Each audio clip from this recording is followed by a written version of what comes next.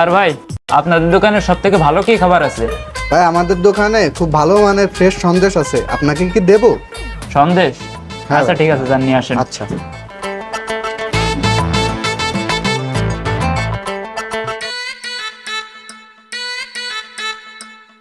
ভাই, এই যে। আচ্ছা ঠিক আছে।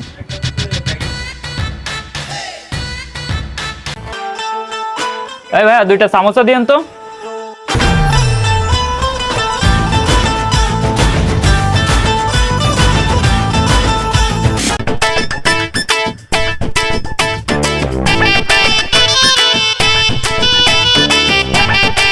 এই ভাই, আর একটু এদিকে আসুন তো। জি স্যার, বলেন আর কিছু লাগবে? হ্যাঁ অবশ্যই লাগবে। আমি যা যা খেলাম এবং আপনাদের দোকানের সব থেকে দামি দামি যে জিনিসগুলো রয়েছে সবগুলো এক একটা করে পার্সেল করে দিবেন। আচ্ছা স্যার, ঠিক আছে, দিচ্ছি।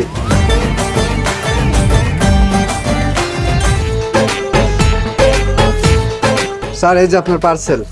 ও, পার্সেল রেডি করা শেষ? আচ্ছা দাঁড়ান 1 সেকেন্ড। কয় টাকা হয়েছে ভাই আপনার? আরে ভাই, টাকা পয়সা লাগবে না, আপনি স্বামী ভাইয়ের আত্মীয় না? সবকিছুই ঠিক আছে বুঝলাম, কিন্তু আমি তো অনেক কিছু খেয়ে ফেলেছি, এখন কেমন দেখায় না? আরে না না ভাই, আমি আপনার কাছ থেকে টাকা নিতে পারবো না। স্বামী ভাই আমার উপরে রাগ করবেন, আমারও বকাঝকা করবেন। বিল তো প্রায় 2000 পার হয়ে গেছে, সাথে একটা পার্সেল নিয়েছি, এখন যদি আমি বিলটা না দিই তাহলে কেমন দেখায় আপনি বলেন? আরে ভাই, আপনি এত প্যারা নিচ্ছেন কেন? স্বামী ভাই বলছে তার আত্মীয় স্বজন আসলে তাদের কাছ থেকে যেন বিল না নিই।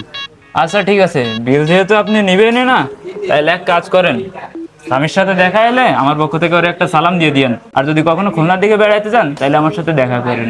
আসসালামু আচ্ছা আলাইকুম। ভাই, ওয়ালাইকুম আসসালাম, আবার আসবেন ভাই। আচ্ছা ঠিক আছে। এই সাইদ মামা, 1 কাপ চা দাও তো।